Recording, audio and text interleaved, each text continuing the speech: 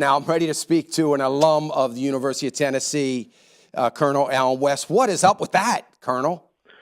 I mean, are they still on number one?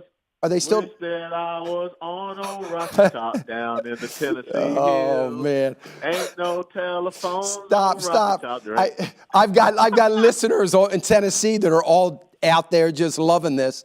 But I saw. Are they still on number one? They still number one? Did they They're drop? still number one. Wow, Yeah, they're that's still number crazy. one. They play Texas A&M this Saturday. But you know the great thing, I live in Dallas, Texas now, and at the beginning of this week I was down in Austin, and I, thanked some of the University of Texas graduates for firing Rick Barnes so that we could get him, and now we're number one in the country. Oh wow, that is great. Yeah, good stuff. We love college. Our senior guy here that makes everything happen is played Division I basketball, and Wow. he's a great guy and loves college basketball, and we all follow it close. But I think they were number one other time, right? Two other times? Yeah, one other time under Bruce Pearl in That's right. 2008. But we still got to play Kentucky twice. We got to play Auburn, LSU, Mississippi State. So we got a tough February. Yeah, that's for sure. Colonel, sure do appreciate you being here. And I just want to tell everybody before we get cranked up too much that Hold Texas, Hold the Nation, that's the book that we talked about once. Great book. And I'm just going to urge everybody, first of all, I want to explain something. It was not a book for the election for November. And now the election's over, so it's irrelevant. That is not the case at all. This is a book that we are going to be reading over again in the coming years, over and over again. And it's a book that if you don't have, you need to have it. So you need to go to Amazon now and order the book, Hold Texas, Hold the Nation, because there are truths in there that we all need to hear over and over again. And I also want to mention the Old School Patriot, that would be me, but that's the name of, and the old part especially, that would be the name of Colonel's website, theoldschoolpatriot.com, oldschoolpatriot.com. You need to go there. I think every week, do you do a little podcast every week or webcast? Yeah. You do every week. Every other week we do a Facebook Live. Okay. And I cover some issues, and then I just answer questions that pop up, and it's very popular, and it's a great way to connect with people, and I appreciate people tuning in. So next week, Wednesday or Thursday, we'll do the Old School Patriot Facebook Live. Great stuff, man. I appreciate it. And it is really good stuff. What should we think about what's going on. I'm watching what's going on in Venezuela very closely, and we're concerned about that. And everybody should be concerned about not just what's going on there, but what brought it about. What brought it about is what the lying, deceptive, distortion-ridden left is all about. And it is just a lunacy. When I think about it, as an economist, it drives me absolutely bonkers. But how do you explain what is going on the left? Well, the thing is, everyone needs to come to an understanding, and we need to have people that are more informed, and that's a great reason to listen to your show, because they have to understand these financial issues. That 20 to 25 years ago, Venezuela was the most prosperous country in Latin America. Venezuela has more oil reserves than Saudi Arabia. But in 20 years ago, though, a man by the name of Hugo Chavez, came to power. And he, began with his socialist rhetoric of wealth redistribution, of nationalizing economic production. So now the government controls the oil and gas industry, and the whole thing about how things are going to be provided for free. And he was going to expand this dependency society on the government. Well, fast forward to where we are today, you have a bus driver, former bus driver, that's the president, and you have people from what was once the most prosperous nation in Latin America. They are starving. The average Venezuelan has lost 20 pounds, and they're eating their pets. They are killing the animals in the zoo and eating them.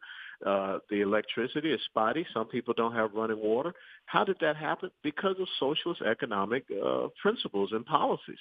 And it disturbs me, Dan. It should disturb every American with a functioning brain, I have to say, that we have those exact same policies and rhetoric being espoused here.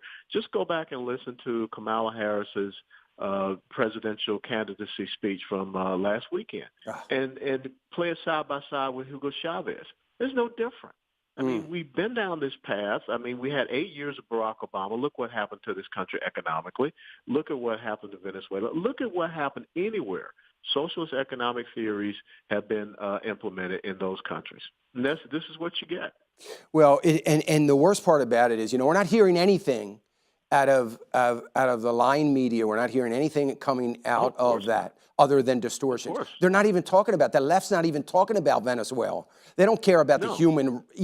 they're not even talking about the human rights violations and what's going on there from a humanitarian standpoint.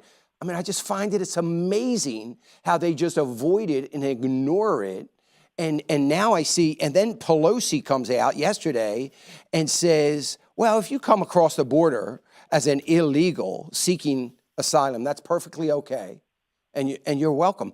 First of all, who is she to say how welcome they are? And why is she endorsing this illegal activity?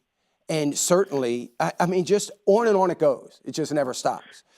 No, it doesn't stop. And you're absolutely right. When you think about the lack of any voices from the Democrat Party or the Progressive Socialist left about what's happening in Venezuela, where people are being gunned down in the streets, they're being imprisoned, they are being tortured. SWAT teams are going into the low-income level neighborhoods and just, snatching up people.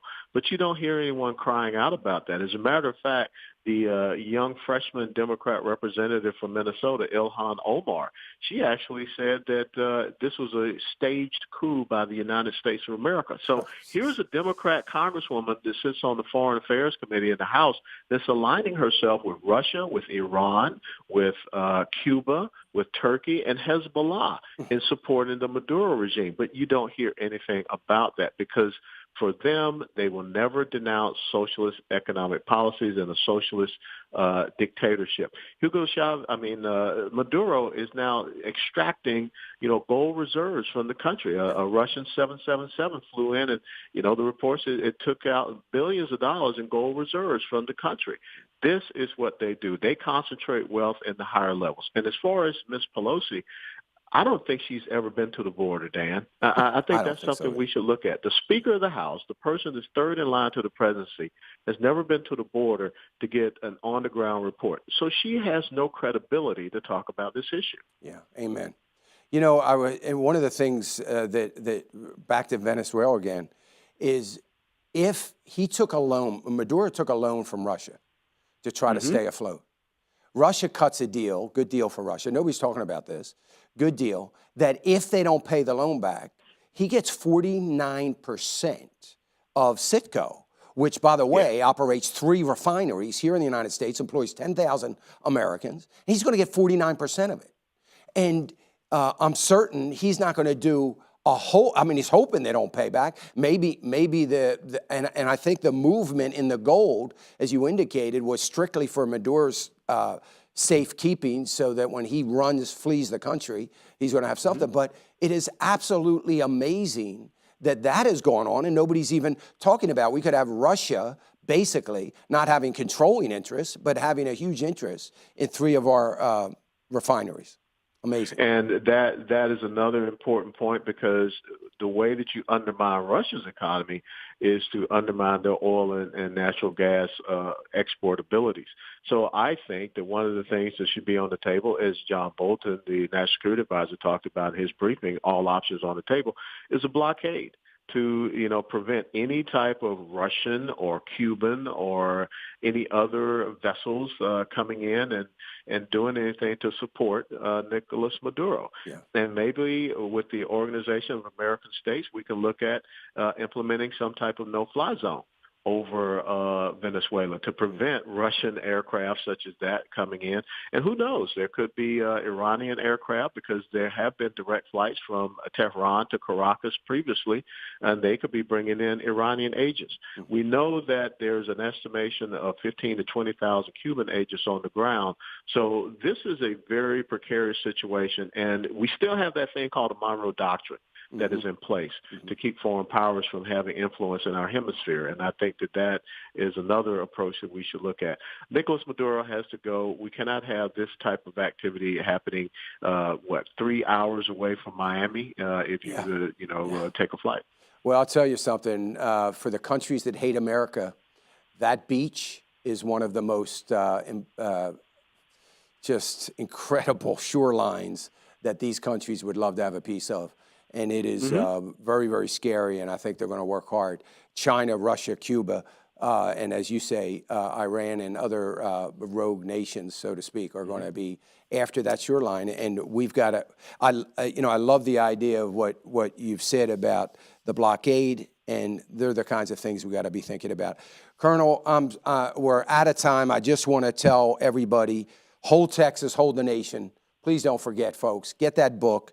And theoldschoolpatriot.com. We'll talk about that again and make sure we give out that website. But something that I want everybody to tune in. And Colonel, we sure do appreciate you. We thank you for your service, not only your military service, but your service to this nation still. And we are so grateful for it.